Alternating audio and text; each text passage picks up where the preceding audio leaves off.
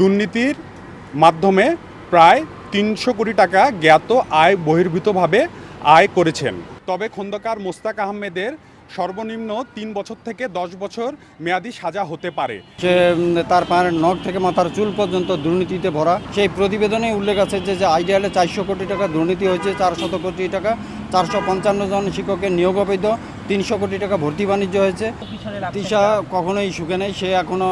আমার ক্লায়েন্ট তিশার বাবা গত ২০২৪ সালের ১-৯ তারিখে দুর্নীতি দমন কমিশন দুদকে একটি লিখিত অভিযোগ দালিলিক প্রমাণসহ দাখিল করেছিলেন। সেই দালিলিক প্রমাণে শিক্ষা মন্ত্রণালয় কর্তৃক অডিট রিপোর্টটিও তিনি দাখিল করেন। সেই অভিযোগে তিনি লিখিতভাবে জানান যে Khandakar Mostaq Ahmed Motijheel ideal school and কলেজের গভর্নিং বডির সদস্য থাকা অবস্থায় দুর্নীতির মাধ্যমে প্রায় ৩০০ কোটি টাকা জ্ঞাত আয় বহির্ভূতভাবে আয় করেছেন। কিন্তু কোনো একটি অজানা কারণে সকল দালিলিক প্রমাণ থাকার পরও প্রায় ২ বছর হতে চললেও দুর্নীতি দমন কমিশন দুদক এ বিষয়ে কোনো ধরনের আইনি পদক্ষেপ গ্রহণ করেন নাই। তিশার বাবার আনিত অভিযোগগুলো দুর্নীতি দমন কমিশন আইনের ২৭ ধারা অনুযায়ী আমলযোগ্য অপরাধ। তিশার বাবা দুর্নীতি দমন কমিশন ও রাষ্ট্রযন্ত্রের কাছে ন্যায় বিচার আবেদন করেছেন যেন মোস্তাক আহমেদের দুর্নীতির বিষয়ে দুদক সঠিক তদন্ত সাপেক্ষে যত দ্রুত সম্ভব ব্যবস্থা গ্রহণ করেন। বাংলাদেশের প্রচলিত আইন অনুযায়ী দুর্নীতি দমন কমিশন আইন অনুযায়ী যেই রায় দিবেন আমার ক্লায়েন্ট তিশার বাবা সেই রায় সাদরে গ্রহণ করবেন। গণপ্রজাতন্ত্রী বাংলাদেশ সরকারের পরিদর্শন ও নিরীক্ষা অধিদপ্তরের ১৭৯ পেজের দালিলিক প্রমাণ মোস্তাক আহমেদ যে মতিঝিল আইডিয়াল স্কুল অ্যান্ড কলেজের গভর্নিং বডি সদস্য থাকা অবস্থায় প্রায় ৩০০ কোটি টাকার দুর্নীতি করেছেন তার দালিলিক প্রমাণসহ তিশার বাবা দুদকে দাখিল করেছেন। এছাড়াও বাংলাদেশের সকল জাতীয় পত্রিকা আমরা দুর্নীতি দমন কমিশনে তথ্য আইন ২০০৮-এর ৮ ধারা মোতাবেক একটি লিখিত দরখাস্ত দাখিল করেছি। আমরা আশা করি দুর্নীতি দমন কমিশন খুব শীঘ্রই এ সম্পর্কে তিশার বাবাকে অবগত করবেন। বাংলাদেশের প্রচলিত আইন অনুযায়ী দুর্নীতি দমন কমিশন আইনের ২৭ ধারা অনুযায়ী তিশার বাবার আনিত অভিযোগসমূহ যদি আদালতে সঠিক প্রমাণিত হয় তবে খন্দকার মোস্তাক আহমেদের সর্বনিম্ন ৩ বছর থেকে ১০ বছর মেয়াদি সাজা হতে পারে এবং তার দুর্নীতির মাধ্যমে প্রাপ্ত সম্পদসমূহ বাজেয়াপ্ত হতে পারে। এক্ষেত্রে দুর্নীতি দমন কমিশন ইচ্ছা পোষণ করলে যে সকল দেশে তিনি অর্থ পাচার করেছেন সে সকল টাকা ফিরিয়ে আনার জন্য উপযুক্ত পদক্ষেপ গ্রহণ করতে পারেন।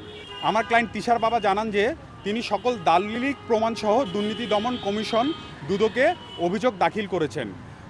যেহেতু সকল কিছু দালিলিক প্রমাণ রয়েছে সেক্ষেত্রে তিনি জানান যে এটি মিথ্যা প্রমাণিত হওয়ার সম্ভাবনা অনেক কম। তিনি এই বিষয়ে কনফিডেন্ট। মামলা কোনোটাই শেষ হয়নি, মামলা এখনও চলমান।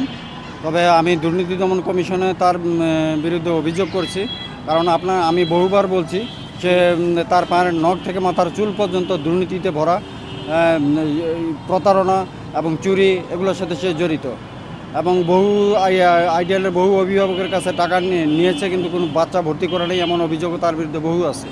হ্যাঁ, এবং তার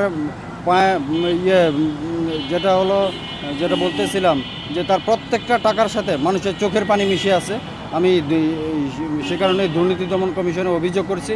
আমি আশা করি যে দুর্নীতি দমন কমিশন একটা ব্যবস্থা নেবেন এবং তার দেশ থেকে নিষেধাজ্ঞা জারি করবেন যাতে দেশ থেকে সে পালিয়ে যেতে না পারে এবং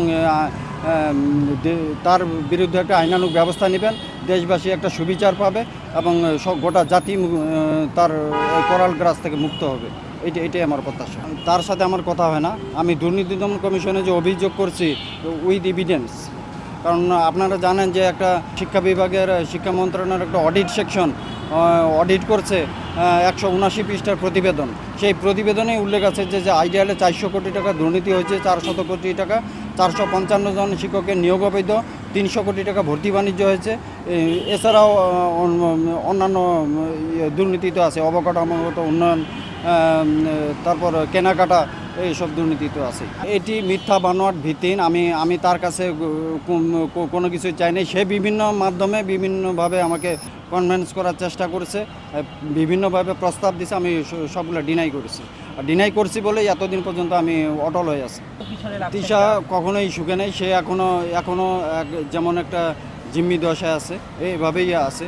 তাকে কিছুদিন আগে তিশা আমার ওয়াইফকে মোবাইল করেছিল কান্না জড়িত কণ্ঠে, বলতেছে আম্মু আমি তোদের ওখানে চলে গেলে তোমাকে আর আব্বুকে গুলি করে মারে ফেলবে। এটি হলো বাস্তবতা। সে কতটা জিম্মিতে পারদর্শী সেটার নজির আপনারা দেখছেন যে কানাডা প্রবাসী যে আব্দুল জলিল আইডিয়াল গণিত শিক্ষক, সে বলছিল যে আমাকে 12 বছর জিম্মি করে রাখছিল। যে একজন শিক্ষককে, সে মাস্টার ডিগ্রি পাস করছে, তাকে যদি 12 বছর জিম্মি করে রাখতে পারে, এই বাচ্চাটা তো একটা মামুলি বিষয় না। একা সব সে একা এখনও সে স্বাধীনভাবে চলাফেরা করে না। আমি খবর নিচ্ছি এখনও সে তার স্বাধীনভাবে কোনো কথা বলার কারো অধিকার নাই, এবং সে তার কাছে মোবাইলও নেই। সে এভাবেই রাখছে। দেশে দেশে সবার সাথে দ্য নিউজ।